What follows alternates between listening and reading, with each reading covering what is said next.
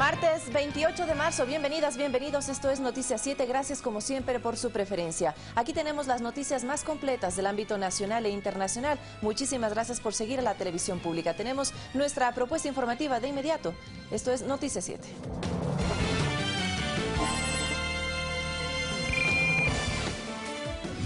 El Consejo Nacional Electoral informó las acciones de seguridad que se implementarán para los comicios electorales del próximo 2 de abril. El candidato Lenín Moreno y su binomio Jorge Glass recorrieron la ciudad de Guayaquil. Los candidatos recibieron un caluroso respaldo.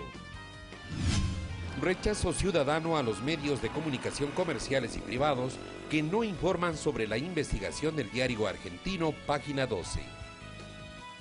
El Banco de Guayaquil de Guillermo Lasso habría pagado $100.000 por los servicios al periodista y entrevistador de Teleamazonas, Andrés Carrión.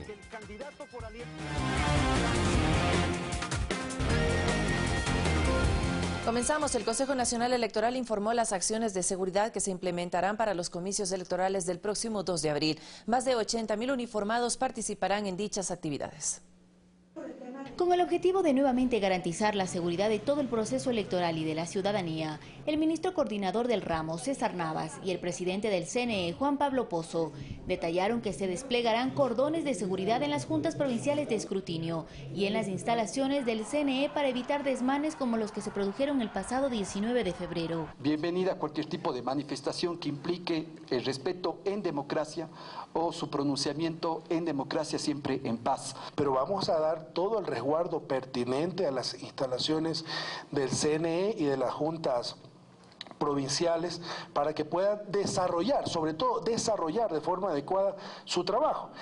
Pozo explicó además que se actuará con fiscales de flagrancia para quienes infrinjan el Código de la Democracia, por ejemplo en el caso de obstruir el proceso electoral. Artículo 331 del Código Orgánico Integral Penal. Obstaculización del proceso electoral. La persona que con violencia o amenaza, impida o obstaculice un proceso electoral en cualquiera de sus fases, será sancionada con pena privativa de libertad de 3 a 5 años. Explicaron que ante el fuerte invierno existe un plan de contingencia en el caso de un cambio de recinto. Hoy todos los recintos, todos, sin excepción, están totalmente georreferenciados en el país, lo que nos permite también ver con plan alternativo cuáles podríamos, en el caso de que estén afectados, inmediatamente reaccionar como Consejo Electoral. Más de 33.000 policías brindarán seguridad a la ciudadanía en los exteriores de los recintos electorales y más de 48.000 miembros de las Fuerzas Armadas custodiarán el adecuado desarrollo del proceso y del escrutinio. El trabajo del sector seguridad estará presente hasta el día en que se den oficialmente los resultados de los comicios del 2 de abril. Finalmente, las autoridades exhortaron a la ciudadanía a no dejarse influenciar de rumores y recordaron que hasta la fecha no hay denuncias formales de irregularidades supuestamente ocurridas en la primera vuelta electoral, tal y como lo afirmaron Guillermo Lasso y Andrés Páez. Olga Velasco, Ecuador TV. El binomio de Alianza País recorrió el puerto principal. Los candidatos agradecieron a los ciudadanos el apoyo recibido durante este proceso de campaña electoral y ratificaron su compromiso para trabajar en favor de los que más lo necesitan. Se denominó la Caravana del Triunfo y recorrió importantes tramos desde la parroquia Pascuales, norte, centro, suburbio y sur de Guayaquil. Cientos de vehículos formaron parte de este recorrido acompañando al binomio Moreno-Glass. Una fiesta ciudadana, recibiendo a Lenín, el presidente de todos los ecuatorianos, por los 4 años que vienen de salud, educación y progreso para nuestro pueblo, con el liderazgo del presidente de todos.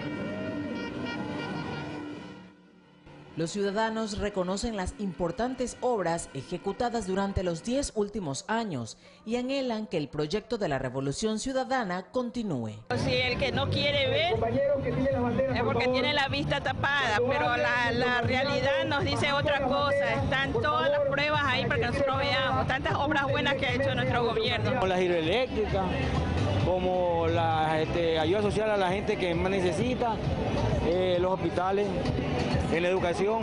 Asimismo, manifiestan el interés y expectativa por las propuestas contempladas en el plan Toda una Vida, que beneficiará al ciudadano desde su concepción hasta sus últimos días.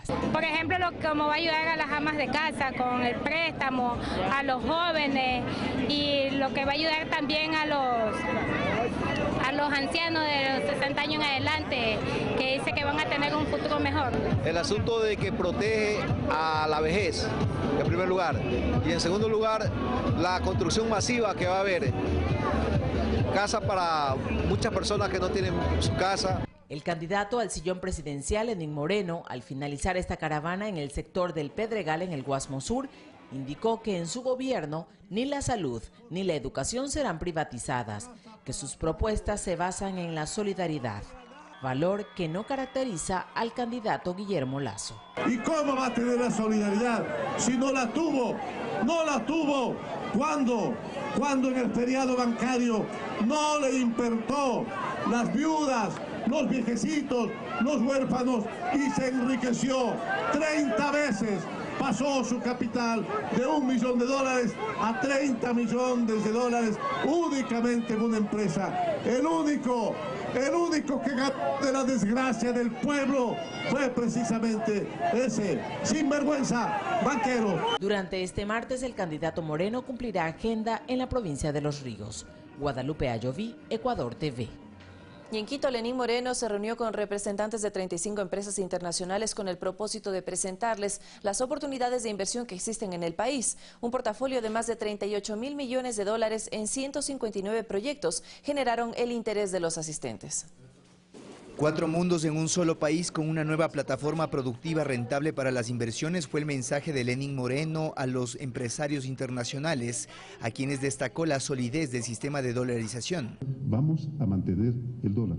Vuelvo a recalcar, porque ha dado certeza económica a los ecuatorianos. Ecuador tiene lo que buscan los inversionistas: estabilidad política, tributaria y los incentivos necesarios. Inflación baja. Tenemos una inflación de un dígito. El desempleo es de apenas del 5.2%, uno de los más bajos de la región. Tenemos un crecimiento promedio del Producto Interno Bruto del 3.4%. Explicó que está disponible un portafolio de 38.348 millones de dólares en 159 proyectos identificados en varias áreas, destacando los sectores estratégicos. Ahora, después de haber invertido casi 14.000 millones de dólares, tenemos la mejor red vial de América Latina. Tenemos la segunda tarifa más baja de la región de energía eléctrica, apenas 9 centavos por kilovatio hora. Los inversionistas invitados se mostraron interesados en esta propuesta, resaltando que reconocen los cambios que se han producido en el país. El hecho de que la pobreza extrema haya sido reducida en casi 10 puntos, hay muy pocos países del mundo que en 10 años consiguen esto, ¿no? Otro elemento importante son realmente las garantías desde el punto de vista legal, es decir, saber cuáles son las reglas del juego y que las mismas no van a cambiar. Y por lo expuesto les invitó a aprovechar las oportunidades que ofrece el país. Inviertan en el Ecuador, tengan confianza, va a haber un ganar-ganar. Van a ganar ustedes y vamos a ganar nosotros. Una estrategia que se suma al plan de gobierno que plantea el candidato Moreno, en el cual se considera como pieza fundamental el papel de la inversión extranjera en el país. César García, Ecuador TV. Más de 300 empresarios agrupados en el colectivo Proponle de iniciativa privada manifestaron su apoyo al binomio Moreno-Glass. Son empresarios jóvenes que le apuestan a la producción nacional. Nosotros somos Proponle, una iniciativa de carácter privado, empresarial. Actualmente somos cerca de 300 empresas que estamos dentro del colectivo. Somos convencidos que la crítica no construye. Ellos encuentran coincidencias con la visión de país que propone Lenín Moreno. Por eso, desde su plataforma productiva han optado por respaldar al binomio de Alianza País. Que las políticas públicas que está fomentando Lenín Moreno, políticas en beneficio de los sectores más necesitados, políticas para brindar acceso a la educación gratuita, salud gratuita, vivienda digna, son favorables para el país. Los empresarios reconocen que el Ecuador ha tenido avances importantes en materia de infraestructura y que es el momento de que el sector privado tome la iniciativa. Lo que nosotros hemos visto como sector empresarial precisamente es que en algo positivo que se ha avanzado en este gobierno es en eso. mucha infraestructura para servicio social, y hoy hay ya más familias con la posibilidad de producir, porque ya su educación, ya su salud está solventada. Así, desde la plataforma Proponle han presentado al candidato Lenín Moreno 2 propuestas concretas, las cuales han sido acogidas. Que van en beneficio de las grandes mayorías y van en beneficio de nuestro país. El uno trata sobre la inversión, producción y empleo, y la segunda propuesta, que ya es un acuerdo, trata de la gran minga nacional agropecuaria. Concluyen que Lenín Moreno les genera la confianza necesaria para consolidar una relación de ida y vuelta entre el sector público y privado. Alexis Moncayo, Ecuador TV. 270.000 compatriotas facultados para sufragar se encuentran fuera del país. En la primera vuelta electoral hubo un ausentismo del 60%. La Asociación de Ecuatorianos Residentes en el Exterior Vida Nueva espera reducir esta cifra, luego de evidenciar que en la campaña para los comicios del 19 de febrero hubo información malintencionada, al circular rumores y amenazas con deportar a los migrantes cuando se acerquen a votar. Mientras que el movimiento Amauta Hatari, la Federación de Iglesias Indígenas Evangélicas Residentes en Pichincha y el colectivo de profesionales independientes suman su respaldo a Lenín Moreno. Aseguraron que su plan de trabajo se enfoca en los más necesitados y que es inclusivo, especialmente para el sector indígena. Resaltaron además el trabajo efectuado por el gobierno en atención a los migrantes. Y ayer se hizo la presentación de la Cámara de Economía Popular y Solidaria de Pichincha, una organización que agrupa a 150 asociaciones de emprendedores y aproximadamente a 5.000 socios vinculados a este sector productivo. Durante el evento, los miembros expresaron su respaldo a los candidatos de Alianza País, pues esperan que continúen con las políticas públicas que impulsan este modelo de emprendimiento. Y también la Federación de Barrios del Sur de Quito expresó su apoyo al binomio Moreno-Glass. Aquí los detalles. Se juntaron jubilados, estudiantes, trabajadores autónomos, ciudadanía en general para manifestar su decisión de respaldo en favor de la candidatura de Lenín Moreno. Necesitamos el voto para que nuestro compañero Lenín Moreno sea presidente de la República. En este sector de la ciudad dicen estar agradecidos por la atención que el gobierno nacional ha brindado durante estos 10 años. Queremos agradecerle al señor presidente del hospital que está en Guajaló, de las grandes obras que está haciendo como las escuelas del milenio, de los 10 años que hemos ganado. También microempresarios dijeron estar apoyando a Moreno en su aspiración por llegar a Carondelet. ¿Por qué apoyamos a Lenín Moreno? Porque tenemos en marcha un proyecto de fortalecimiento a nuestras microempresas. ¿Cómo? Con llegar con maquinaria con tecnología de punta. Los estudiantes participaron de este anuncio y se mostraron a favor de las políticas en materia educativa emprendidas por el actual gobierno y que anhelan se mantengan en caso de que Moreno gane la presidencia. Ahora la educación es subvencionada a las capacidades personales de cada individuo y no al poder económico que poseamos. Alexis Moncayo, Ecuador TV. Y un grupo de mujeres y líderes de movimientos políticos de Guayaquil también se sumó al respaldo para el aspirante Lenín Moreno. Asegura que sus propuestas son en beneficio de los sectores del país. La defensa de las conquistas sociales es uno de los principales temas que unen a líderes del sector agrario y a agrupaciones políticas en apoyo al binomio de Lenín Moreno y Jorge Glass para la presidencia y vicepresidencia de la República. Mujeres lideresas de organizaciones campesinas se pronuncian a favor de la lista 35. Estamos aquí en apoyo a este gobierno, que estamos 100% seguras que el 2 de abril vamos a obtener una victoria con Lenín Moreno y Jorge Glass. De su lado, el movimiento Compromiso Social, liderado por Iván Espinel junto a las bases de Alianza País, insisten en que los anuncios del candidato de la derecha se contraponen a su plan de gobierno. Defienden sin miedo la eliminación de la tercerización y que se mantenga el subsidio a los combustibles. Hoy día el Ecuador se respeta, las conquistas sociales se respetan, no a los grupos, a los panas del señor Guillermo Lazo, que han sido beneficiados, así como el feriado bancario, han sido beneficiados en las políticas de gobierno que dice su propia oferta de campaña. Por eso el 2 de abril, contundentemente a votar por el compañero camarada Lenín Moreno Garcés. No hay que tener miedo porque este gobierno, el gobierno al que propone Lenín Moreno, es un gobierno cercano a nuestra gente, que vamos a defender todo lo que hemos conquistado en 10 años. Mientras que los colectivos GLBTI celebran la firma de Lenín Moreno en el acta de compromiso para que continúe la transformación social conseguida con valentía y voluntad política, según dijeron. He aprendido mucho de las luchas de ustedes y de todo lo que se ha logrado en estos 10 años. Pero vamos por más inclusión, vamos por más derechos, vamos por más igualdad, vamos por una lucha frontal contra la discriminación. El tema de la unión de hecho, el tema del género en el documento de identidad, los 104 centros inclusivos de salud, el tema del despejo de los asesinatos de la población LGBTI. En otros gobiernos, lamentablemente, lo único que se hacía es que cuando se mataba a un LGBTI era cualquier cosa. Con lo que miles de familias campesinas, decenas de fuerzas políticas y movimientos sociales a nivel nacional anuncian el compromiso de su voto en la segunda vuelta para que se mantenga la revolución ciudadana en el Ecuador. Mirta Carrillo, Ecuador TV. La Brigada Las Manuelas llegó al recinto Boca de Caña en el cantón San Borondón, provincia del Guayas. Aquí Rocío de Moreno conoció de cerca la necesidad de los grupos vulnerables y reafirmó su compromiso para trabajar en favor de los más necesitados. Constatar el tipo de atención que reciben las personas con discapacidad y sus necesidades en los diferentes sectores es el objetivo de la Brigada Las Manuelas, que ejecuta su trabajo en territorio. Anotando las nuevas necesidades, cambiando las sillas de ruedas, con bastones, con órtesis, prótesis, colchones antiescaras, todo esto es mediante autogestión. Quienes recibieron la visita de Rocío González se mostraron satisfechas de contar con una atención más personalizada. Esto genera confianza para que los proyectos de atención prioritaria continúen. Que siga adelante pues en lo que está haciendo, porque está haciendo muy bien para las personas pobres y discapacitadas que no tienen ayuda. El pueblo pues debe de estar agradecido por todo lo que se está viendo y se ha visto. Yo bien me siento. ¿Por qué? Gracias a Dios que me haya venido a donar lo que sea este bastoncito que lo necesito. Luego de la visita a los diferentes domicilios, Rocío de Moreno y las brigadistas participaron de una celebración muy particular.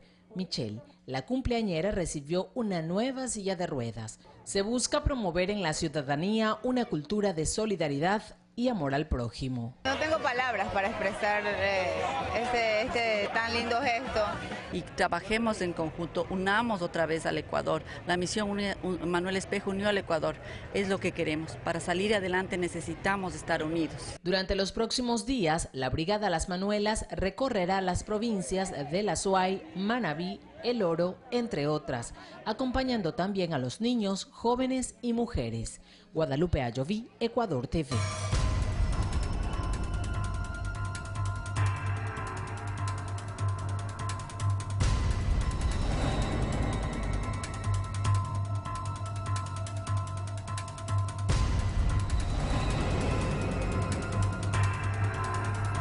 La investigación de la periodista Cintia García, difundida en el diario argentino Página 12, muestra cómo Guillermo Lasso se autovendió el Banco Banissi que tiene en Panamá.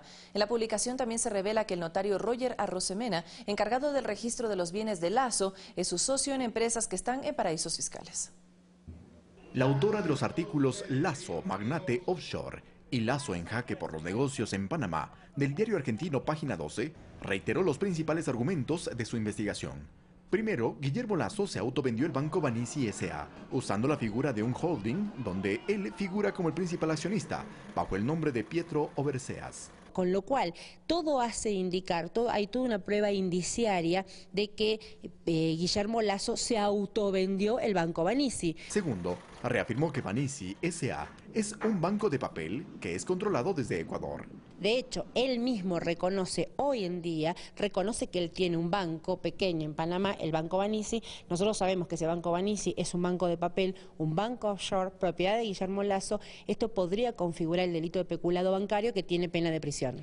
Pero además, la periodista argentina dio a conocer que Roger Arosemena Benítez, notario que se encargó del registro de los bienes de Guillermo Lasso, es su socio en dos empresas domiciliadas en Panamá, Bonarca S.A. y Taladesa S.A. Está claramente, es el documento de la corporación MultiVG. Ustedes ahí pueden ver, ¿no? El abogado, el Roger Arosemena Benítez, es el notario de Guillermo Lasso. Claro, revisando tanta documentación a la que tuvimos acceso, a poco de andar, ¿qué vimos? ¿Qué pasó con la documentación? Este notario, Roger Arosemena Benítez, que certifica la corporación MultiVG, Andean Investment, como todas las otras compañías que notariza Guillermo Lasso, es un notario offshore. ¿Y por qué decimos que es un notario offshore? porque es socio de Guillermo Lasso en al menos 2 empresas en Panamá. Según la periodista argentina, el notario Roger Arosemena Benítez sería propietario de otra empresa offshore denominada Trans Services of Trouser, cuyo giro de negocio es el ámbito inmobiliario. Y en este mismo tema, varios ciudadanos acudieron a la Superintendencia de Información y Comunicación para denunciar un supuesto acto de censura previa en el que habrían incurrido medios escritos y televisivos nacionales al no informar sobre la investigación periodística publicada por el medio argentino Página 12 sobre la vinculación de Guillermo Lasso con empresas offshore. Los representantes de la organización llamada Observatorio Ciudadano por una Comunicación de Calidad consideran que esta omisión durante la campaña electoral favorecería al candidato de derecha. Bueno, básicamente pues lo que nosotros estamos denunciando es censura previa que está debidamente tipificado en la ley de comunicación. La ciudadanía tiene todo el derecho a estar totalmente informada, mucho más si es que existe como un antecedente la investigación realizada por Página 12 de este medio de comunicación argentino. Por eso nosotros consideramos que es una información de alta relevancia para que se pueda tomar una decisión, mucho más ahora en miras de las elecciones. Y el canciller Guillaume Long destacó el papel del Ecuador como referente mundial en la lucha contra los paraísos fiscales. Asimismo, rechazó que los medios de comunicación privados no hayan informado sobre la investigación del diario argentino Página 12. Ecuador una vez más es observado por el mundo en positivo frente a una decidida lucha contra los paraísos fiscales. Esto tras un año de la revelación de los papeles de Panamá. Lanzando un pacto ético, llamando al Ecuador a un pacto ético, pero también llamando al mundo a un pacto ético en temas de justicia fiscal. La consulta popular sobre el tema, que recibió el apoyo mayoritario de la población, fue una respuesta real de que el país deja un precedente. Que ha sido celebrada por tantos intelectuales, tantas ONGs, tantos académicos, que realmente nos dicen, wow, o sea, qué audacia y qué liderazgo por parte del Ecuador a través de este ejemplo, que es la consulta popular, un ejemplo para el mundo, prohibiendo que nuestros políticos hagan politiquería, ¿no? Que por un lado digan, voy a traer inversión extranjera al país, voy a generar empleos, voy a crear 1 millón de empleos, y por otro lado, evidentemente, todo su actuar, toda su práctica es contraria a eso, ¿no? Pero la gestión no se limita al ámbito local, sino que con ello se pretende generar un debate en el mundo del daño que los paraísos fiscales generan. Tenemos una propuesta ante las Naciones Unidas, que es la erradicación completa de los paraísos fiscales. Queremos crear un cuerpo intergubernamental dentro de las Naciones Unidas. Sobre el mismo tema, pero derivado a las elecciones, el canciller critica a la prensa comercial que no informa sobre las revelaciones de Página 12 y el manejo de la fortuna de Guillermo Lasso en paraísos fiscales.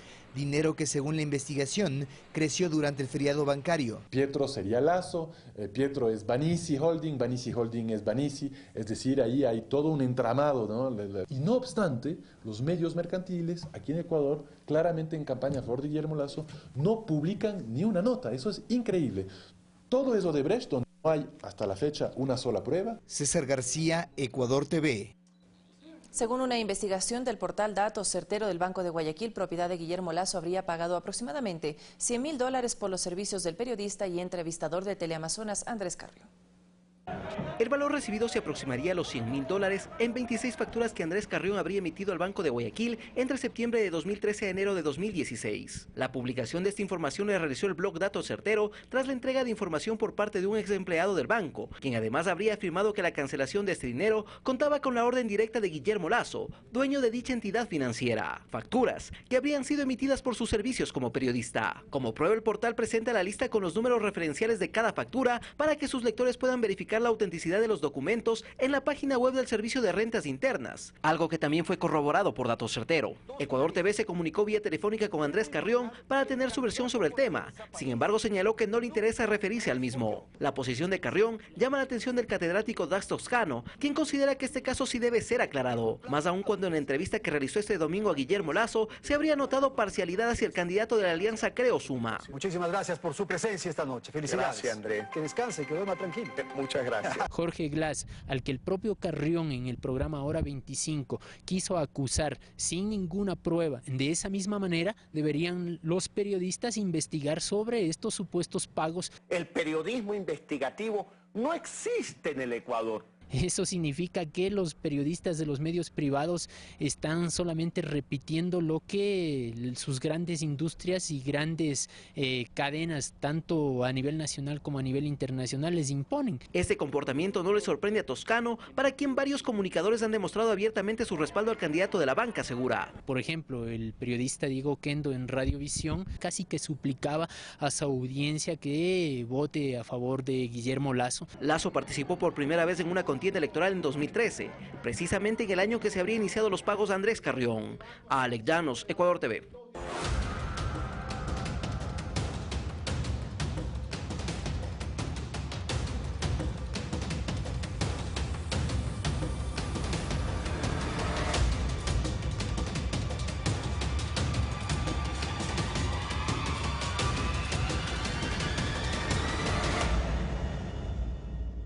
En 2008 el Gobierno Nacional creó la Ley de Seguridad Financiera con el objetivo de regular a la banca. Guillermo Lasso, actual candidato presidencial y quien desempeñó un alto cargo en el Banco de Guayaquil, fue uno de los principales opositores. Una de las primeras leyes aprobadas por la Asamblea Nacional tras la redacción de la nueva Constitución fue la de regular el sistema financiero y la banca, mediante la Ley de Seguridad Financiera. El banquero Guillermo Lasso, en aquel entonces presidente ejecutivo del Banco de Guayaquil, se oponía a dicha normativa. Se deja abierta la puerta para que con dineros privados, entonces los bancos tengamos que asumir los manejos de los bancos públicos. Sin embargo, con esta ley lo que el gobierno buscaba era restar el impacto negativo en caso de posibles cierres de instituciones financieras, tal como sucedió con el feriado bancario de 1999, con lo cual el Estado se vio obligado a otorgar créditos a los bancos privados que estaban en crisis. Sin embargo, dichos préstamos nunca fueron pagados y por ende el Estado perdió. Uno de los principales objetivos de Lasso era el de defender a los banqueros. El actual presidenciable llegó hasta el punto de afirmar que la crisis bancaria fue culpa de los depositantes, es decir, culpó a los miles de clientes que perdieron todo su dinero y también a los casi 3 millones de ecuatorianos que tuvieron que emigrar a Europa. Lo hemos visto pues en el Ecuador como en la década de los 90 algunos depositantes codiciosos no midieron el riesgo y colocaron en bancos que ofrecían tasas del 100% de interés. Otra de las críticas del banquero Lasso y ex superministro de Economía en el gobierno de Yamil Maguad fue en lo referente al fondo de liquidez, sin tomar en cuenta que era un mecanismo en caso de que los bancos tuvieran alguna dificultad financiera. Este fondo se nutre con fondos privados y que debería de ser administrado por las entidades privadas.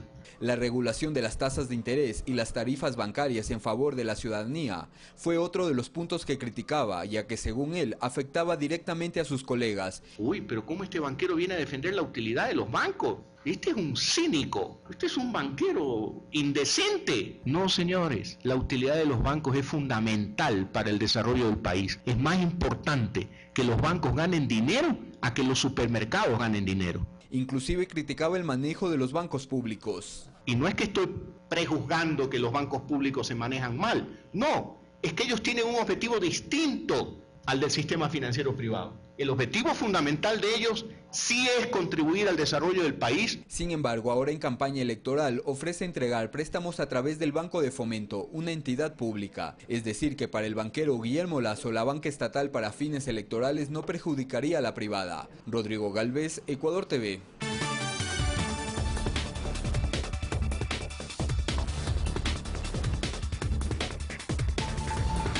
Momento de revisar, amigas y amigos, las noticias del mundo. Preste mucha atención. Le contamos hasta ahora que el gobierno de Venezuela solicitó suspender la sesión extraordinaria del Consejo Permanente de la Organización de los Estados Americanos convocada para este martes. Ese fue un pedido de 18 países miembros, pues consideran que en esa nación hay una crisis institucional y financiera. La canciller Delcy Rodríguez indicó que Luis Almagro ejerce presión sobre Venezuela bajo directrices de Estados Unidos. La OEA, pues, ha devenido en una organización disfuncional que disrumpe con el Estado de Derecho internacional y socava los modelos democráticos no alineados con los intereses y pretensiones del país hegemón. Se ha hecho imposible transformar la naturaleza injerencista de esta organización, atada presupuestariamente no solo a los Estados Unidos. Y en Kuwait se lleva a cabo la reunión del Comité de Monitoreo Ministerial de los países pertenecientes a la Organización de Países Exportadores de Petróleo y otros productores externos, donde se analizará el cumplimiento del acuerdo petrolero alcanzado en Viena. En lo que va de 2017, el barril de crudo promedia $52,27, mientras que el 2016 experimentó una media de $40,59. El reloj marca las 7:01, 1 hora menos en territorio insular, y la música nos indica que tenemos que hacer nuestra primera pausa. Al regresar, pensemos críticamente de la mano de Carlos Rabascal. Ya volvemos con eso y más.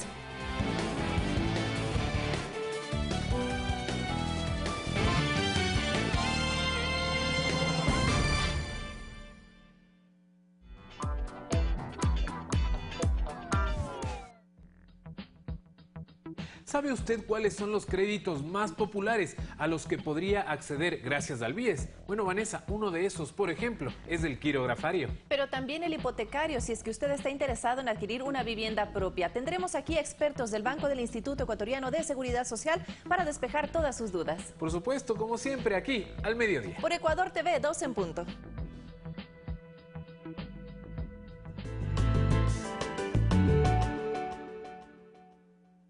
Esta persona está desaparecida. Edison Patricio Velastegui Guerrero desapareció el 13 de marzo del 2014 en el sur de Quito. Lo estamos buscando. Ayúdanos a encontrarlo. Llama al 1-800-3354-86. Recompensa hasta $200,000. Autorización 0224. CNE. Elecciones Generales 2017. Comencemos a trabajar para construir un país de paz. Aprendamos a lograr acuerdos para alcanzar el buen vivir, dentro de nuestra familia, en nuestro lugar de trabajo, con el trato a los demás, en la forma de ser y de vivir. Los sueños se hacen realidad cuando le ponemos alma, alegría y corazón. Acuerdo para el buen vivir. Los domingos a las 8 horas.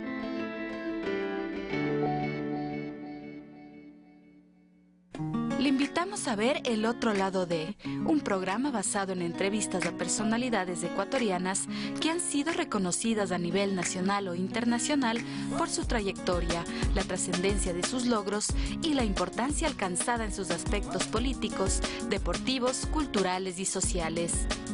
Marco Antonio Bravo nos mostrará la vida detrás de su imagen pública y que casi todos desconocemos.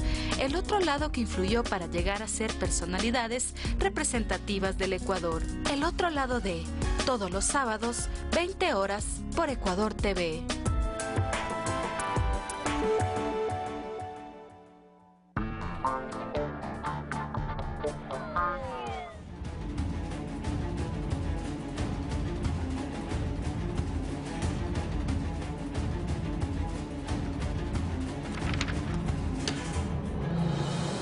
...28 de marzo del 2017, a 3 días del silencio electoral. El día de hoy entrevistaré aquí en Pensamiento Crítico a Pavel Muñoz, asambleísta electo por Alianza País, y a Patricio Vaca, presidente del Tribunal Contencioso Electoral. Comienzo por los estudios de la ciudad de Quito.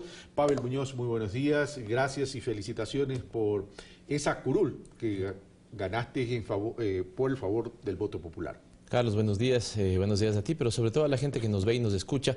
Siempre agradecerle, Carlos, no nos cansaremos de agradecerle a nivel nacional porque nos ha permitido ser la primera fuerza política y evidentemente a quienes me han permitido representarle en la provincia de Pichincha y en Quito. Muy agradecido con ellos también, evidentemente. Vale, entremos en materia. En esta campaña, a mí particularmente, me hubiera gustado más profundizar sobre los dos modelos que se plantean, porque la realidad es esa.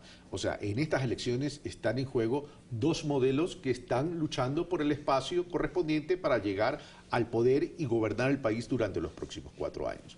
Hablemos del modelo que ustedes proponen desde Alianza País. Un modelo no puede estar alejado de dos cosas: del sentido social. Un modelo económico que no tiene como objetivo un sentido social deja mucho que desear. Pero por otro lado, tiene grandes retos, y ese reto es salir de la recesión y generar crecimiento económico, casualmente para generar el empleo y también para distribuir riqueza. Pavel Muñoz. Efectivamente, Carlos, me parece que lo que estamos es en el enfrentamiento de dos modelos. Uno que cree que la sociedad tiene que estar sometida al mercado, como es el caso del modelo de Guillermo Lasso, y otro que, como nosotros pensamos, es el mercado el que tiene que estar sometido a la sociedad y al ser humano. Desde esta perspectiva, no es el mercado, la entelequia que lo tiene que resolver todo, sino que es un instrumento más en beneficio de los ciudadanos. Desde esta perspectiva, Carlos, me parece que apuntas bien en el sentido de los tres elementos. Yo creo que hay tres elementos centrales en nuestra propuesta. Uno, no hay mejor política económica, social, productiva que la generación de empleo. Segundo, no hay mejor crecimiento que aquel crecimiento que se enfoca en que no tengamos pobres, que erradiquemos la pobreza extrema. Y tercero, que podamos proteger, impulsar y cuidar la producción nacional.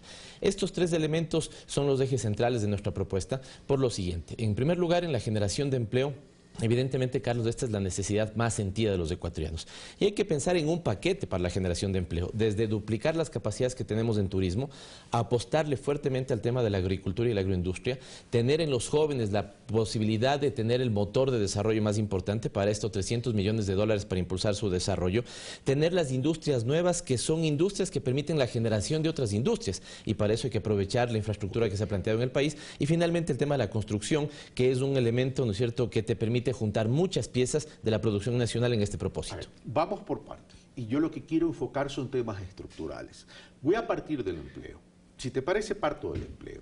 Aquí hay una necesidad de generar nuevo empleo, y la otra necesidad es de mejorar la calidad del empleo.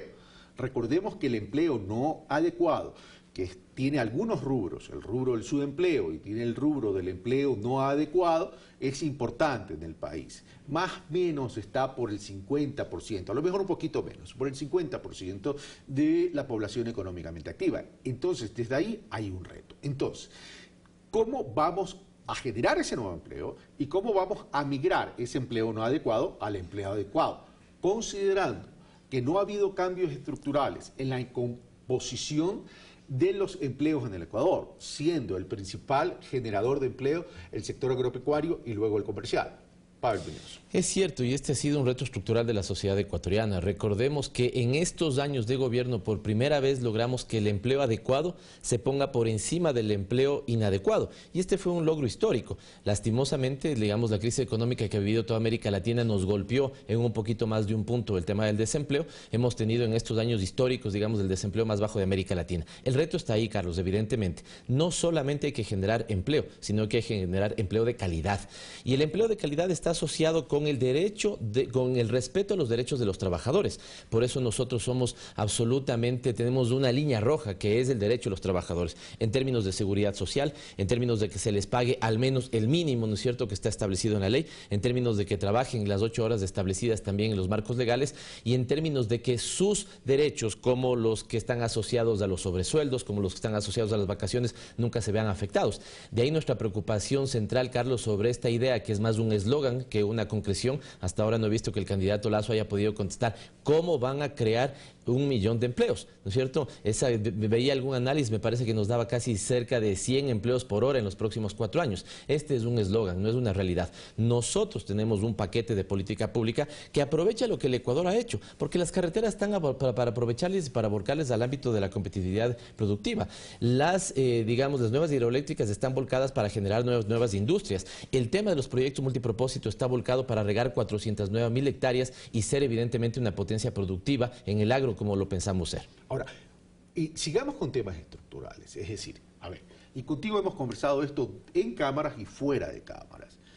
Vamos a cambiar la estructura del pastel del PIB, es decir, o seguiremos siendo un país terciario, 65% de la economía corresponde al sector terciario, o vamos a trabajar fundamentalmente para que el sector industrial, el sector agropecuario, puedan comenzar a tener una participación mayor. Y por ejemplo, te voy a poner ejemplo. En España, el sector turístico representa más o menos el 11% del Producto Interno Bruto. Si en el Ecuador ese sector del turismo representaría el 11%, sería más o menos, si no me equivoco, 11.000 millones de dólares. ¿A dónde vamos a apuntar en los próximos 4 años en casos que el voto popular les favorezca y les ratifique la confianza de continuar con el proyecto político? Ya tenemos un cambio, ya empiezan los cambios estructurales, Carlos. Evidentemente hay que continuarlos y hay que profundizarlos. Voy a dividir esa pregunta en dos partes. Por favor. Cuando tú planteas un cambio estructural en cómo se compone la economía, tradicionalmente hemos buscado que la economía esté privilegiada en lo que exporta y fundamentalmente esto que sea en petróleos. Cambios estructurales se han dado porque hoy tenemos una economía menos dependiente de la exportación de petróleo, es todavía muy importante, pero es menos dependiente de la exportación de petróleo, y ahí cumple un rol fundamental, ¿no es cierto?, la recaudación tributaria. Ya voy a hacer, ojalá tengamos tiempo para hacer un apunte. Por eso es irresponsable, Carlos, que querramos desde el otro lado de la orilla bajar 3.700 millones de dólares a la recaudación del Estado, porque eso no es que afecte a un gobierno determinado, eso afecta a la educación, la salud, la seguridad social de los ciudadanos. Cambio estructural número uno, es decir, hoy tenemos una economía menos dependiente de la exportación petrolera. Cambio número dos, en el que tú tienes mucha razón. Si es que antes fundamentábamos nuestra economía en la exportación de nuestras materias primas, banano, camarón, atún, el petróleo, hoy necesitamos que eso se genere valor agregado. Y ahí hay que subir el componente de manufactura, el componente industrial. A esto, asociado con que seamos una potencia turística, estamos cambiando fundamentalmente el PIB. Pero un tercer cambio que le muestro a la gente, ¿no es cierto?, estructural. Fíjate cómo antes de la riqueza nacional se privilegiaba fundamentalmente al dueño del capital en 35% y al trabajador solamente en 31%. Hoy, si la Cámara me ayuda, ¿no es cierto?, el cambio que tenemos en la tendencia es significativo. Hoy de la riqueza nacional se privilegia más al trabajador en 37% y el dueño del capital en 25%.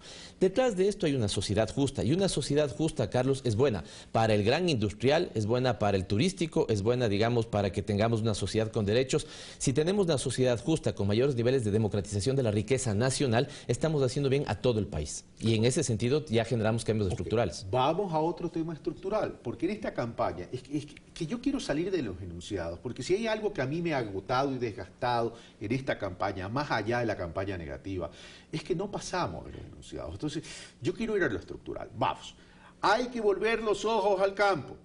Todo el mundo lo dice, y suena bonito, y suena además lógico. Pero el tema es que no se plantean soluciones estructurales a problemas estructurales. Seguimos en la coyuntura. La población rural, y vuelvo a un tema que contigo lo he tratado de forma recurrente, la población rural se está envejeciendo. ¿Qué significa eso? Que tiene un promedio de 55, 58 años. En 10 años tendrá 68 años. ¿Eso qué significaría? Que podría afectarse la producción, pero con un agravante. Los sujetos de créditos de Ban Ecuador a futuro también estarían envejeciendo, lo cual va a llegar un momento que Ban Ecuador o redirecciona su política y su estrategia de colocación y de captación, o vamos a tener una cartera envejecida con los consabidos riesgos que existen. Cómo recuperar lo rural y rejuvenecer lo rural. Y ojo, que no hablo siquiera de lo agropecuario, hablo de una dimensión mayor. Pavel Muñoz. Pones dos elementos importantes respecto al tema rural, al tema agrario. El uno es demográfico y evidentemente hay que tener una amplia oferta para que los jóvenes que hoy viven en el campo, los jóvenes en la ruralidad, tengan una amplia oferta de política pública que les permita quedarse en la ruralidad. Esto va desde una atención de salud que esté ahí en el territorio, donde no tengan que emigrar a las grandes ciudades para ser atendidos. Esto va desde una educación que tenga pertinencia, y esto en ningún caso es afectar la autonomía de las universidades, sino decirle, si el campo necesita habilidades para el campo, formemos entonces en esas habilidades que se están necesitando, y tenemos un problema demográfico. Debemos, digamos, permitir que los jóvenes que están en el campo trabajen en el campo, que tengan una oferta amplia de política pública. Y a esto asociado el segundo elemento que planteas, que es productivo. En el campo, Carlos, necesitamos activos productivos, y estos fundamentalmente son tres: tierra, crédito y agua. Respecto a agua, los proyectos multipropósitos nos permiten incorporar al menos 409.000 hectáreas en temas de riego. Riego que tienen que hacer los consejos provinciales. De ahí lo irresponsable de plantearse una caída en el tema de los ingresos tributarios, porque esa caída de ingresos tributarios les va a afectar directamente a los gobiernos locales. Número dos, el tema de crédito. Y ahí necesitamos efectivamente que la banca, tanto la pública como la privada, esté dispuesta a prestar en largos plazos y en términos de producción. Por eso creo, y aquí permíteme un paréntesis, Carlos, por eso creo que la candidatura de Guillermo Lasso es fundamentalmente nefasta para dos sectores: el sector productivo nacional y la clase media. ¿Por qué el sector productivo? Porque su propia concepción de un capital financiero le lleva a que ellos crean que la mejor forma de tener crédito es crédito que sea con menos riesgo, en corto plazo y con altas tasas de interés. Y para el crédito productivo en el campo necesitamos un crédito de bajas tasas de interés que de alguna u otra manera corra un crédito y que se extienda en el tiempo. Y fundamentalmente también necesitamos el tema de tierra, y para eso ya la utilización de de la ley de tierras que se aprobó hace poco en la Asamblea Nacional. ¿Van a considerar algún incentivo tributario específicamente para jóvenes que regresen al campo y que comiencen a realizar actividades en el sector agropecuario, en el sector rural, en el campo? Por supuesto que sí, nosotros hemos sido claros en que nunca nos hemos negado a incentivos que sean, ¿no es cierto?, que dejen más beneficios que, digamos, perjuicio para el Estado. Desde esta perspectiva, nosotros hemos planteado un gran pacto productivo que se enmarque en dos elementos, Carlos. ¿Qué te plantea el sector productivo al sector público?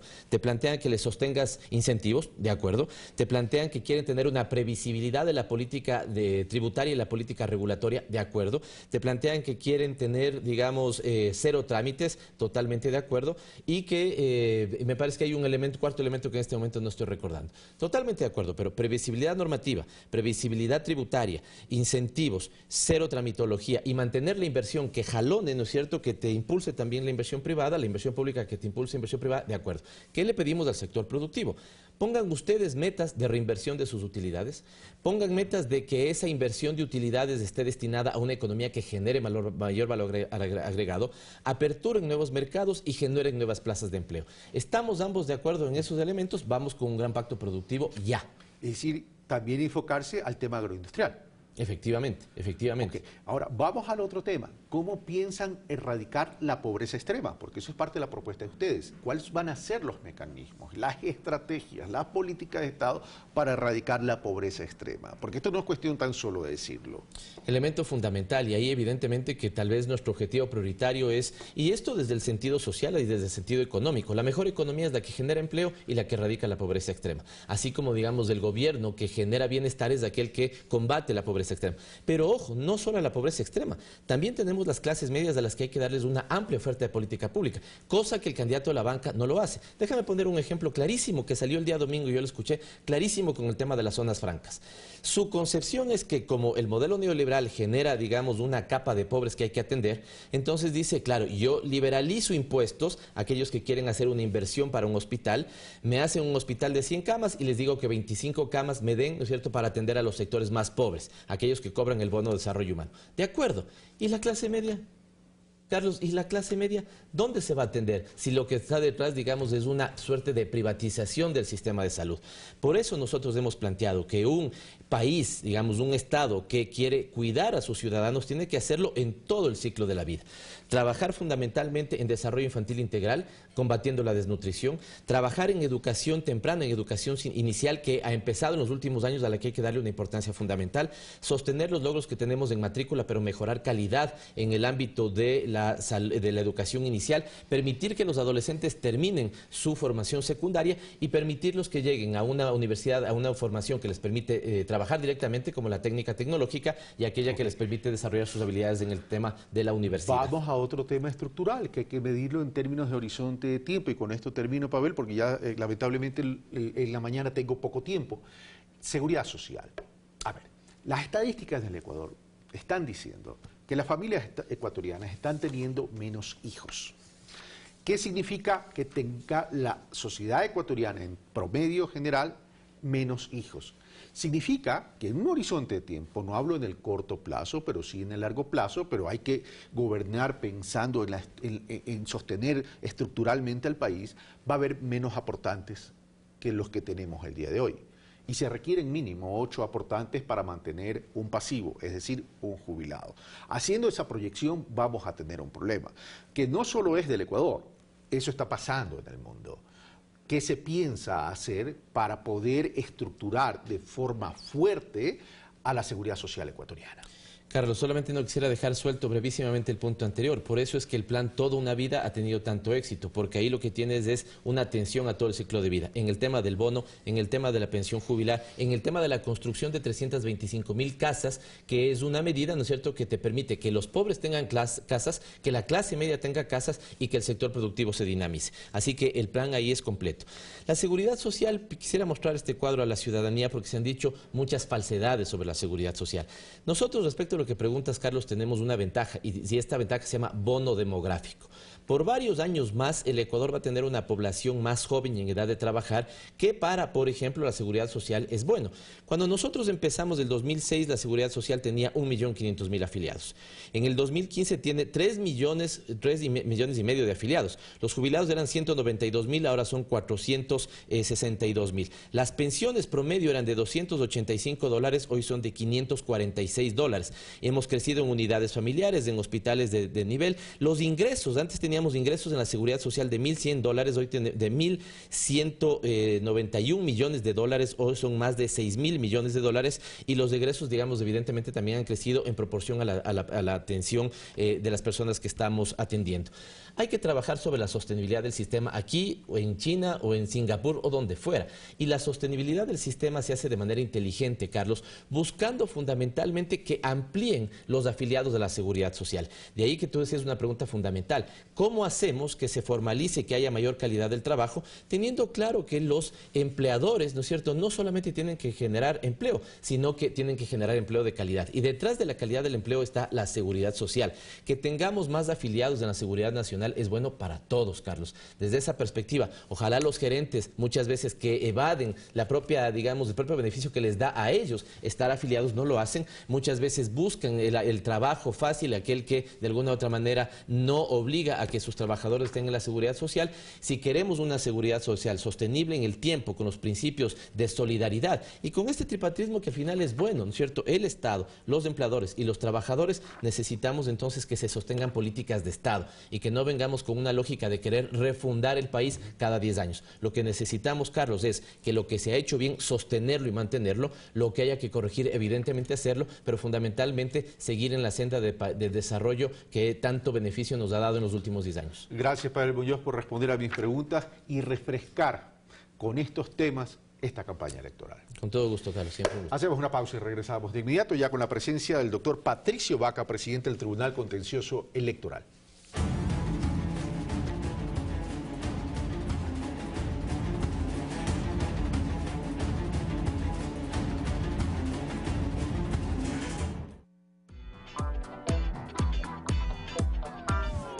Este martes, todos a apoyar a nuestra selección y qué mejor hacerlo aquí en Café TV. Besos en la boca a nuestros hijos. Para muchos es una muestra de afecto, de cariño, pero para otros es motivo de crítica. Esto lo abordaremos en nuestro segmento Papás en Acción. El lugar donde compartes, te diviertes y aprendes. 8:30 por Ecuador TV.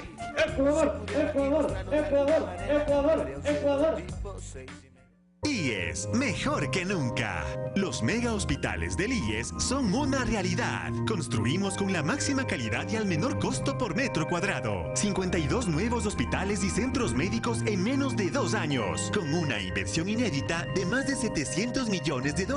Además, se sumarán 3.900 profesionales de la salud, 892 especialistas, equipos con tecnología avanzada, amplia dotación de medicinas y 1.570 nuevas camas de hospitalización que permitirán reducir los tiempos de agendamiento y atención a nuestros pacientes. IES, mejor que nunca. Autorización 2160. CNE. Elecciones Generales 2017.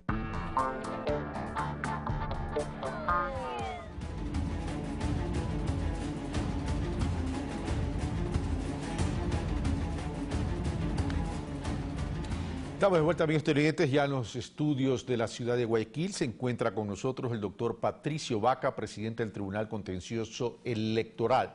Recordemos que el sistema electoral está dividido por el Consejo Nacional Electoral y el Tribunal Contencioso Electoral. El Tribunal Contencioso Electoral es aquel que administra la justicia electoral. En ese sentido, voy donde Patricio Vaca, lo saludo, le doy la bienvenida. ¿Cuál va a ser el rol, entonces, del administrador de justicia electoral en este proceso que concluiría el 2 de abril, el próximo día domingo, con las elecciones de presidente y vicepresidente de la República? Patricio Vaca, muy buenos días, bienvenido. Buenos días, Carlos, a todas las personas que nos escuchan a través de este medio de comunicación. La labor que cumple el contencioso electoral es una labor fundamental. Garantiza que el resultado que se dé en las urnas sea el que se ha expresado por parte de los ciudadanos el día 2 de abril del año 2017. No nos olvidemos que en las elecciones del 19 de febrero, mucho se habló sobre una cantidad enorme de temas. Uno de ellos, el tan famoso fraude electoral. Hasta la fecha, al Tribunal Contencioso Electoral no ha llegado una sola causa relacionada con ningún acto que pueda atentar en contra del derecho de los ciudadanos, primero para votar, o sea, para poder elegir, y segundo, respecto de actuaciones que hayan estado en contra de la ley por parte de algún miembro de la función electoral, lo cual ha hecho una sola cosa: garantizar la transparencia de este proceso del 19 de febrero y que como consecuencia lo tendremos el 2 de abril. Pero, doctor Vaca, el mundo es de percepciones y se creó un imaginario de fraude electoral. Y permítame preguntar por los elementos de la construcción de esa percepción. Y esa percepción primero partía de algo que se habló, el padrón inflado. ¿Qué proceso de depuración y de auditoría y quién avaló esos procesos de depuración y auditoría para determinar si el padrón electoral no incidía para el cometimiento de eventuales irregularidades? Durante estos años, los últimos 2, se fue incorporando en el imaginario de la gente el tema del padrón. Primero, que estaba inflado, y segundo, de que habían votado muertos en los procesos electorales. Al Tribunal Contencioso Electoral, mi estimado Carlos y ciudadanía que me escucha, llegó una sola denuncia sobre ese tema, que además fue presentada por una persona que estaba postulando para ser asambleísta por uno de los distritos en la provincia de Pichincha. Primer elemento, la denuncia fue aceptada a trámite, se convocó a audiencia oral de prueba y juzgamiento por parte del juez sustanciador, y el día que podía demostrar el denunciante de que se había producido una alteración en el padrón o de que habían votado personas que habían fallecido, llegó con copias simples al proceso.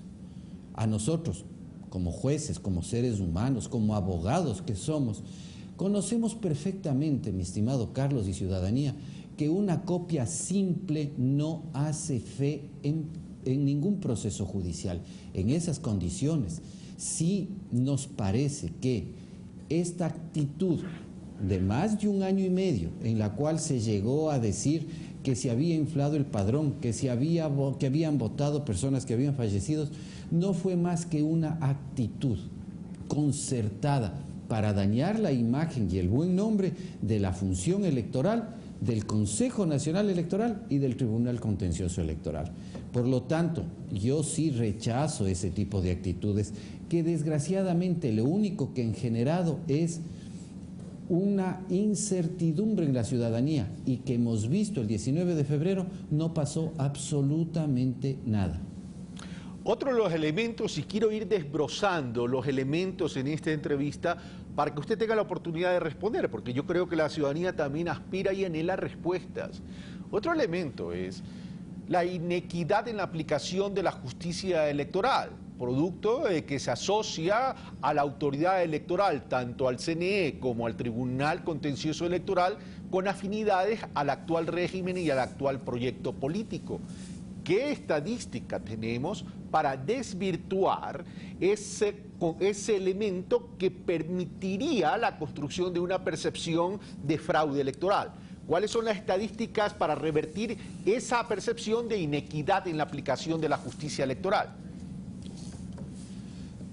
Muchas gracias, Carlos, por la pregunta.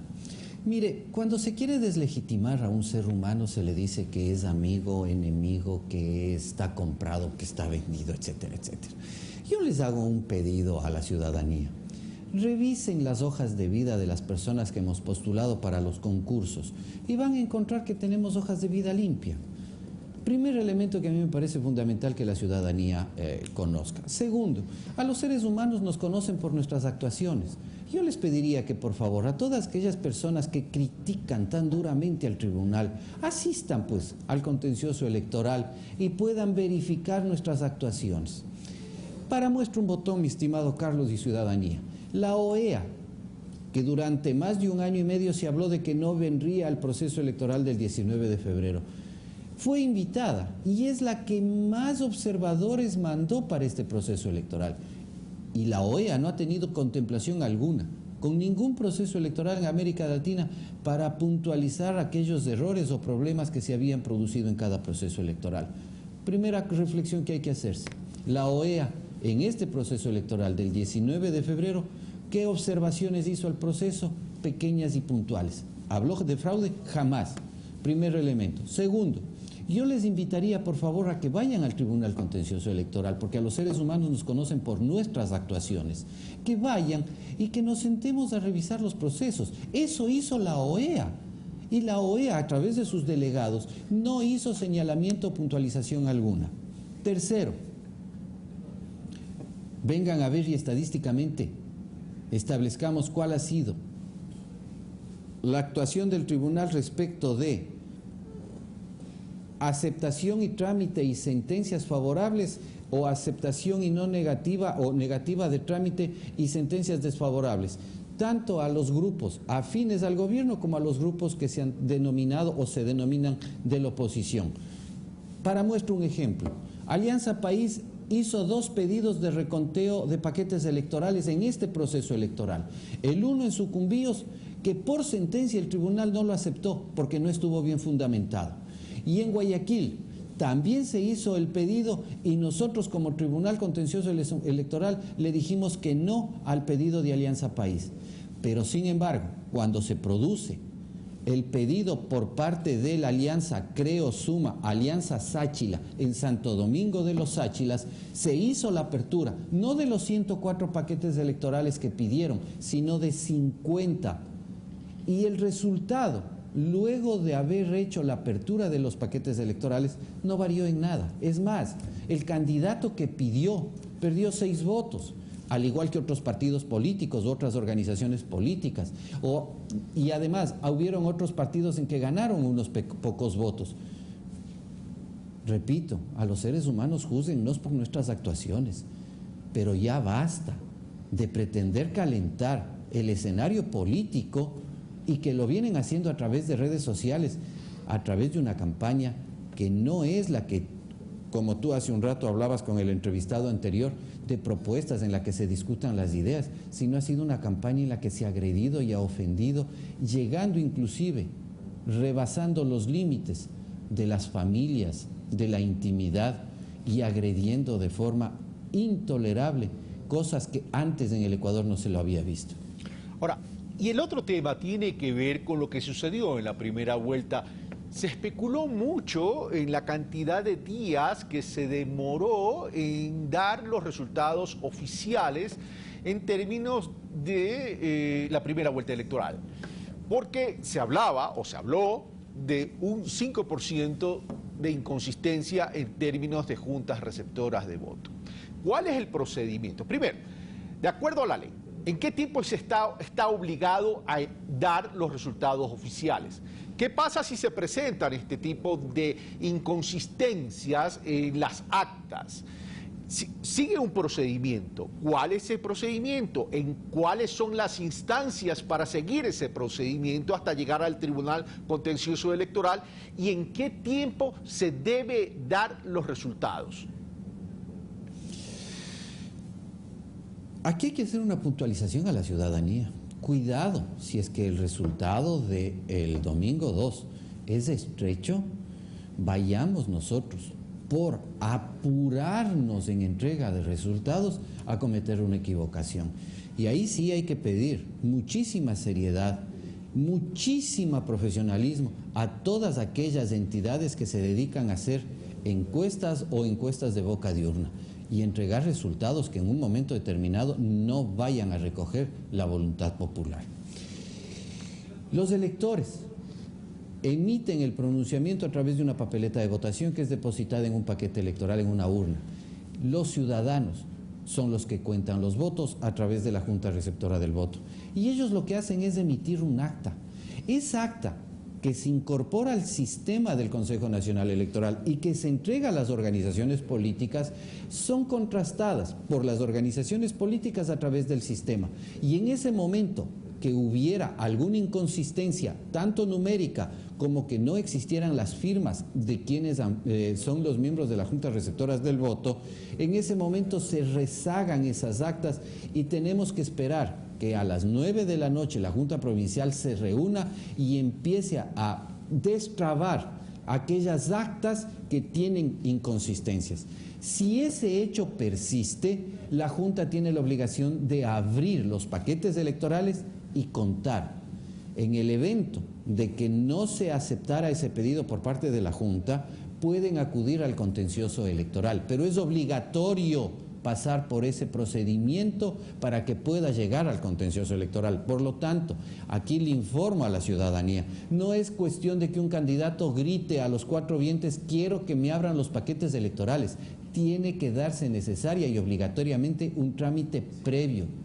Por eso, me acojo al dicho de los abuelitos, mi estimado Carlos, no por madrugar amanece más temprano.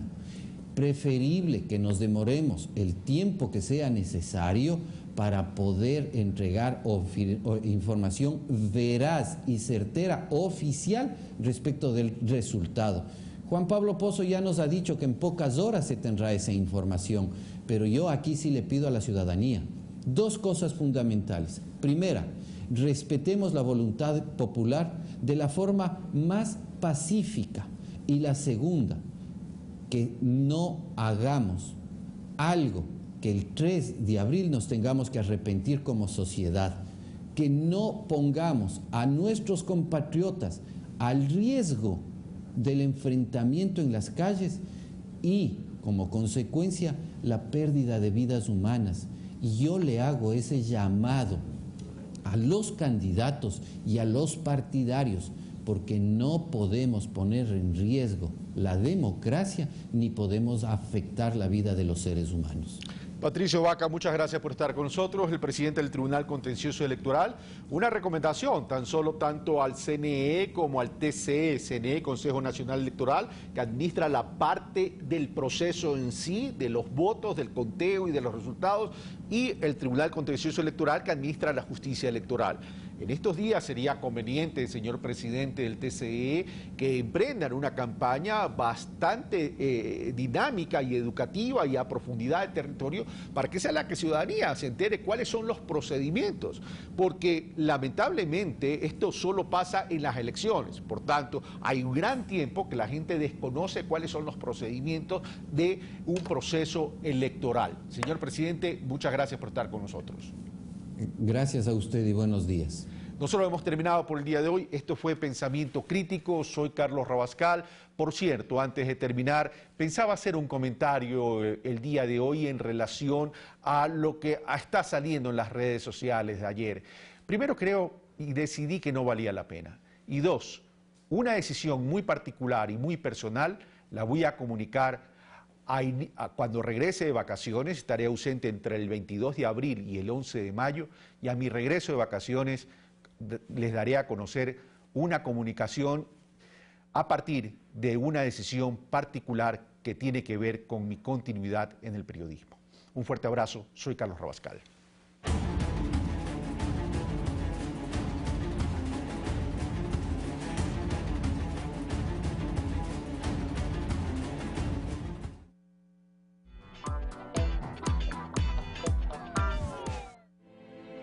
Pichincha, una provincia, 8 cantones, diversidad de climas, sublimes paisajes, lugares mágicos y gente amable. Una provincia que te invita a experimentar nuevas emociones, a descubrir la grandeza de su cultura y el color de sus atardeceres. Ahora, la voz de su gente, Pichincha Informa. Todos los jueves por Ecuador TV a las 8:30 de la mañana. Y su reprise todos los sábados a las 14 horas. Las elecciones están cerca y el destino del país está en sus manos. Por eso dialogaremos con el candidato a la vicepresidencia por Alianza País, Jorge Glass Espinel, para conocer más de sus propuestas de campaña y los proyectos que plantea para el país en De Cara al Futuro. Hoy, 22 horas.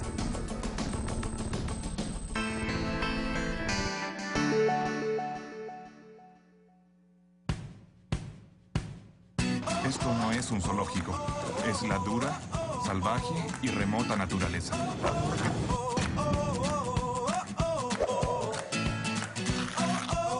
¿Apretando al perro saldrá su excremento? Sí. Los mejores documentales. De lunes a viernes a las 20 horas. Por Ecuador TV. Tras la caída ante Paraguay, Ecuador va en busca de una nueva victoria ante Colombia en el Estadio Olímpico Atahualpa. Este martes 28, Equipo Mundial 7, con el análisis, números, estadísticas, probabilidades y la proyección de un nuevo partido de eliminatorias junto a nuestra selección. Solo por Ecuador TV.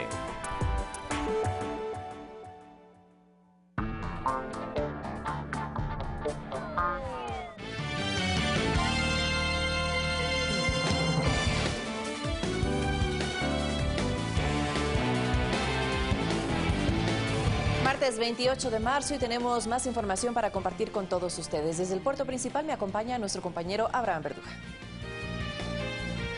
¿Qué tal, Van? Es un gusto saludarte. Son las 7 de la mañana, 41 minutos y arrancamos de inmediato con la información. Centro Democrático, organización política liderada por el prefecto del Guayas, Jimmy Jairala, mostró su preocupación por las propuestas del candidato a la presidencia, Guillermo Lasso, que podrían ir en detrimento de los ingresos de los gobiernos autónomos descentralizados. El prefecto del Guayas, Jimmy Jairala, reiteró que el respaldo de su organización es al binomio conformado por Lenín Moreno y Jorge Glass. Es un apoyo total. Que no existen acuerdos políticos, sino coincidencias de carácter ideológico con el programa de gobierno. No hemos firmado ningún documento porque bastó con Lenín Moreno en un acto público que tuvo lugar en Guayaquil, en una de nuestras sedes, estrecharnos la mano. Para los integrantes de Centro Democrático, la propuesta de Guillermo Lasso de eliminar 14 impuestos genera preocupación, pues dicen que el Estado dejará de percibir ingresos que en buena medida son destinados a las prefecturas, municipios y juntas parroquiales. Los GATS municipales, según la propuesta del candidato Lasso, que recibían hoy 355.800.000, recibirán 283.600.000, es decir, 72 millones de dólares menos. Por otra parte, dicen que promoverán reformas a la Ley Orgánica de Comunicación. Hay cosas que hizo el gobierno que están bien y que se deben mantener, y otras que necesitan cambios. Bajo esa visión, adaptamos también ese pensamiento a la Ley de Comunicación. Aclararon que son partidarios únicamente de reformar la ley, más no de eliminarla, como es otra de las propuestas de Guillermo Lasso. Alexis Moncayo, Ecuador TV. El procurador del Estado, Diego García, expuso que el Departamento de Justicia de los Estados Unidos no revelará mayores detalles respecto a la investigación que ejecuta a la constructora brasileña Odebrecht en varios países por casos de corrupción en el pago de coimas. Que se sepa cómo y a quiénes coimó Odebrecht en Ecuador no es una tarea sencilla ni que se lo pueda hacer efectiva de la noche a la mañana, aclaró el procurador del Estado, Diego García. El funcionario puntualizó que a Ecuador lo que más le interesa es conocer cuál fue el esquema de corrupción que aplicó Odebrecht para saber luego quiénes fueron los beneficiarios de esas coimas.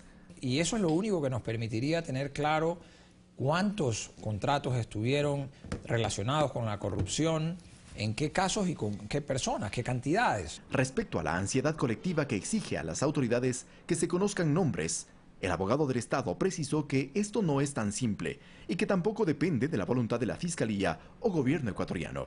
Pero el Departamento de Justicia de los Estados Unidos no va a revelar información por el momento porque ellos están judicializando a la compañía, en este caso. A diferencia de lo que podría pasar en el Ecuador, son procesos independientes. Ellos van a llegar a una sentencia contra la compañía en el mes de abril, es decir, en los próximos 20 días, y luego de eso decidirán si continúan investigando a terceras personas dentro o fuera de los Estados Unidos. Lo que sí se evidencia, añadió García, es el interés del Estado ecuatoriano en esclarecer este tema. Porque si estuviésemos escondiendo algo, estaríamos un poco locos en ir a meternos a la jurisdicción de los Estados Unidos precisamente a discutir eso. Además, aparte de todos estos detalles, Ecuador debe definir varios aspectos. El primero, el tipo de acuerdo al que llegue Ecuador con Odebrecht para que la constructora brasileña facilite la información. Y segundo, ver qué mecanismos legales, como la cooperación eficaz o delación, concede Ecuador para concretar este camino de cooperación. Carlos Pelle, exministro de Hidrocarburos, y Arturo E.D., ex asesor de la misma cartera de Estado, habrían sido localizados. Así lo afirmó Marco Sarabia, jefe de la Oficina Central de la Interpol en Ecuador. Después de esta afirmación, el juez Giovanni Freire remitió a la Corte Nacional de Justicia los documentos necesarios para iniciar con el trámite de extradición de los dos prófugos de la justicia.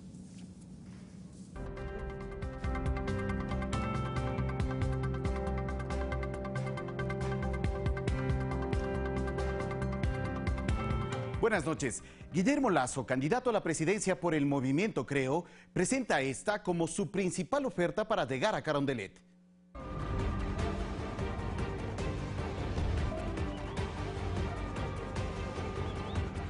Un millón de empleos en los 4 años de gobierno. Mientras usted ofrece empleo, candidato Lasso, despidió en los últimos 3 años del Banco de Guayaquil cerca del 10% de su personal. Yo planteo 1 millón de empleos durante 4 años de gobierno. El candidato del desempleo, Guillermo Lasso. Sin embargo, Lasso no ha sustentado esta propuesta. No ha explicado cómo la hará realidad. Lo que sí ha puntualizado con claridad es que eliminará 14 impuestos. Y en nuestro gobierno, yo acabo de asumir un compromiso de derogar sobre tasas arancelarias el exceso de impuestos. ¿Pero qué efectos tendría esta propuesta del candidato Lasso? El economista Carlos de la Torre lo explica. Más bien es una propuesta que va dirigida precisamente a aliviar la carga fiscal de los sectores más pudientes, es decir, es muy viable desde la perspectiva operativa si es que logra hacer una reforma a la ley, pero el efecto en la economía ecuatoriana y en el bienestar de la población precisamente redundaría en un perjuicio a los más pobres. Lenín Moreno Garcés, el candidato por el Movimiento País, ha presentado su plan Toda una Vida, que incluye, entre otros, la construcción de vivienda, especialmente para quienes tienen menos recursos económicos.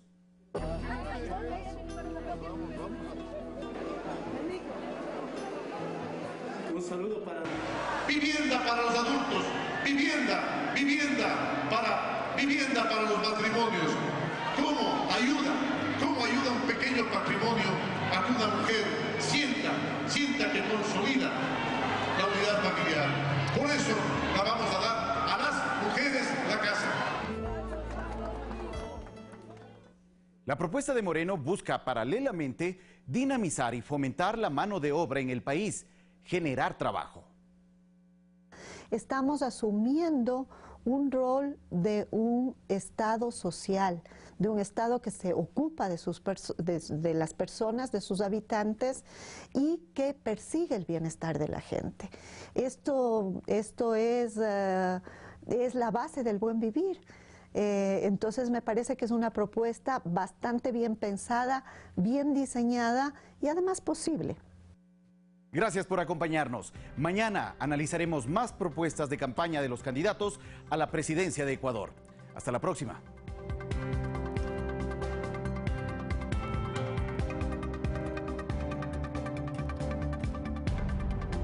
Le contamos también a esta hora que el presidente de la República, Rafael Correa, inauguró varias obras en la provincia de Esmeraldas. Una de ellas, el Hospital del Sur Delfina Torres de Concha.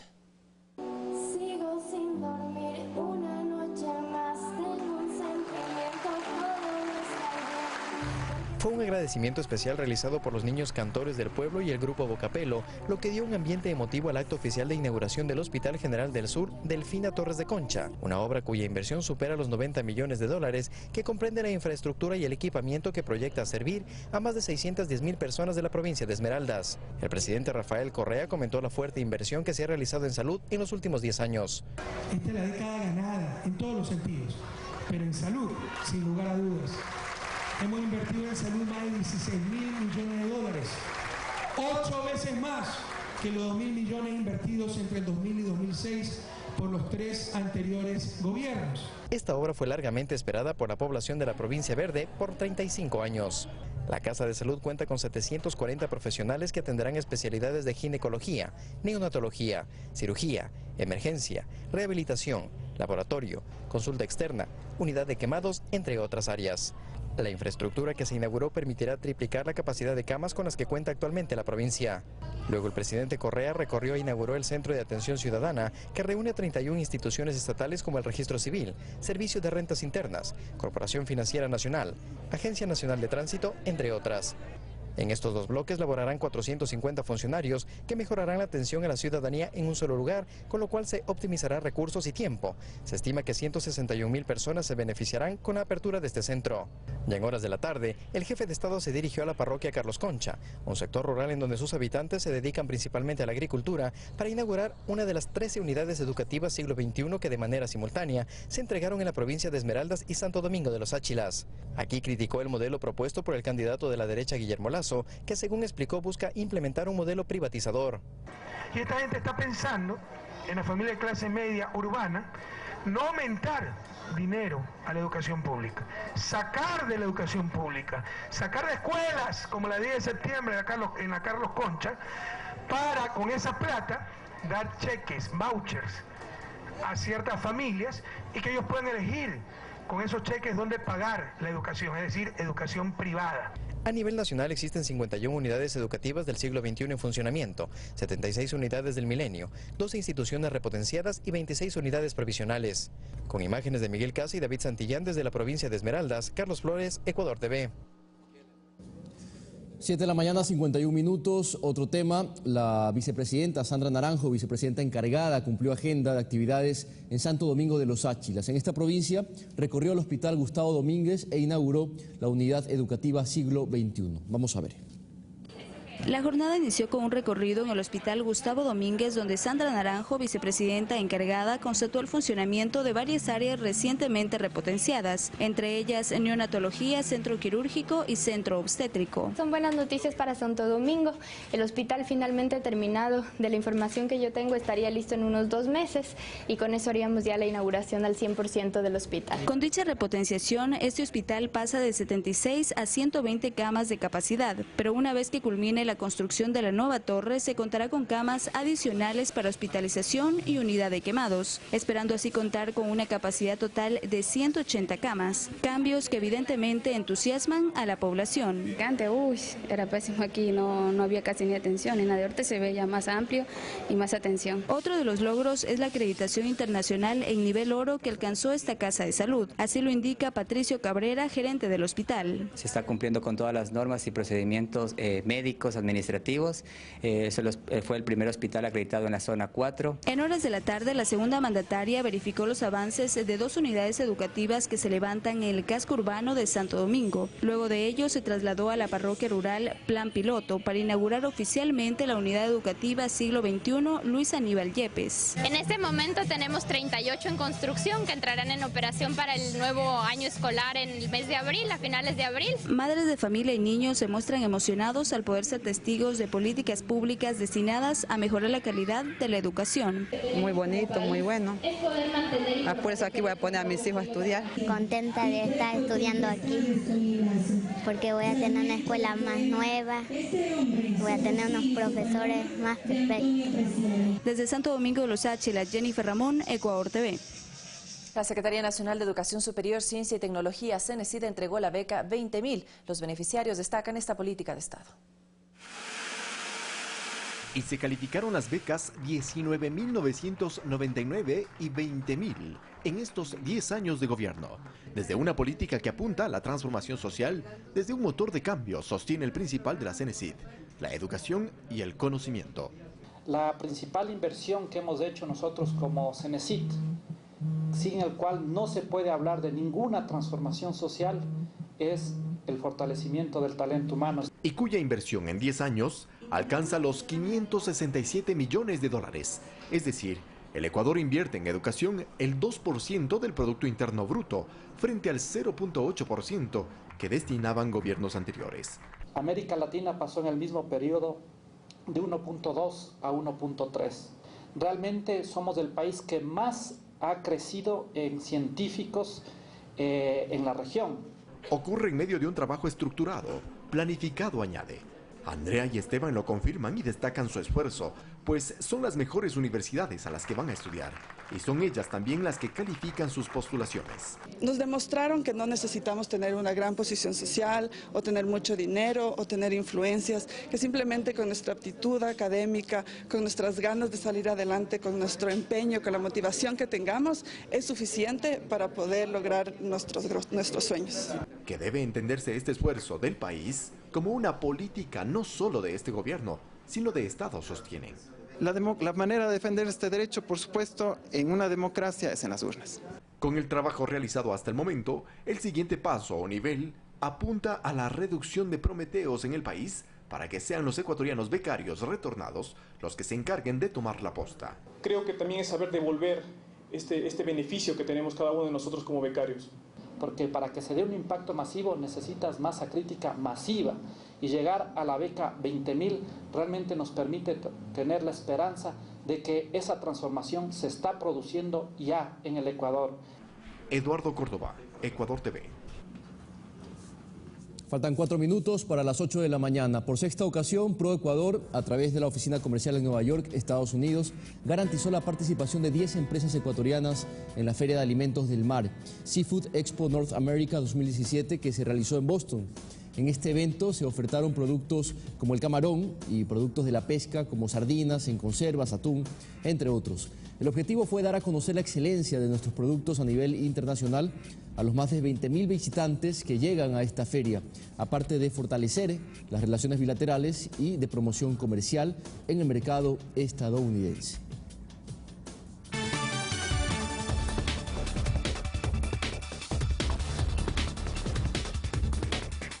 El presidente de Estados Unidos, Donald Trump, firmará este martes un decreto para abandonar los límites a las emisiones contaminantes y con ello elimina las políticas a favor del ambiente del exmandatario Barack Obama, mientras que el ciclón Debbie de categoría 4 causa graves daños al tocar tierra en Australia. Aquí nuestro resumen de noticias internacionales. El presidente Donald Trump firmará este martes una orden ejecutiva que elimina la política medioambiental de su antecesor Barack Obama. Trump abandonará el objetivo de reducir las emisiones contaminantes a la atmósfera, que fue un paso histórico del anterior gobierno en la lucha contra el cambio climático. El jefe de Estado también analiza si Estados Unidos debe permanecer o no en el Acuerdo de París. En otro tema, la Casa Blanca amenazó con recortar los fondos federales a las ciudades santuarios que protegen a los inmigrantes. La Central de Trabajadores de Argentina ratificó una nueva movilización para este 6 de abril, donde se paralizarán los diferentes gremios sindicales en una huelga nacional en defensa del trabajo. El reclamo es contra los despidos, la reactivación del mercado interno. El presidente de Bolivia, Evo Morales, adelanta su viaje a Cuba para este jueves 30 de marzo con el propósito de someterse a una cirugía que le extraerá una tumoración benigna en la laringe, debido a que el mandatario ha tenido una recuperación positiva en los últimos días. La viceministra de Desarrollo de Infraestructura Agraria del Perú, Eufrosina Santamaría, fue destituida después de que un canal de televisión mostró imágenes en las que se le ve tomando el sol en bikini en una piscina mientras los integrantes del gabinete en pleno atendían la emergencia que afronta el país por las lluvias e inundaciones. Las autoridades además declararon la alerta roja en los ríos Marañón y Piura, mientras que asciende a 91 el número de muertos. El ciclón Debbie tocó tierra en la costa noreste de Australia con vientos de hasta 270 kilómetros por hora en el estado de Queensland. Hasta el momento se desconoce si existen víctimas mortales y heridos. Debbie, de categoría 4, deja más de 30.000 hogares sin energía eléctrica. Varias viviendas, vehículos y árboles han sido afectados. Fanny Lara, Ecuador TV. Y bien, con el resumen de las noticias del mundo, despedimos este servicio informativo. Son las 7 de la mañana, 58 minutos. Ya damos paso a la comunidad Vane, pero antes de eso quiero preguntarte cuál es tu pronóstico para el partido del día de hoy. Yo creo que un 2-1 por lo menos, pero ojalá que sea victoria para la Tri. ¿El tuyo? Exactamente el mismo, 2-1, victoria para la Tri. Vamos a hinchar por ese resultado. Y a propósito de eso, nuestro compañero Eduardo Córdoba se encuentra en los exteriores del Coloso del Batán, en el Estadio Olímpico Atahualpa, para contarnos cómo está el ambiente hasta ahora, porque nuestra selección se enfrenta a la colombiana, así que éxitos para nuestros seleccionados. Un abrazo para todos, excelente jornada.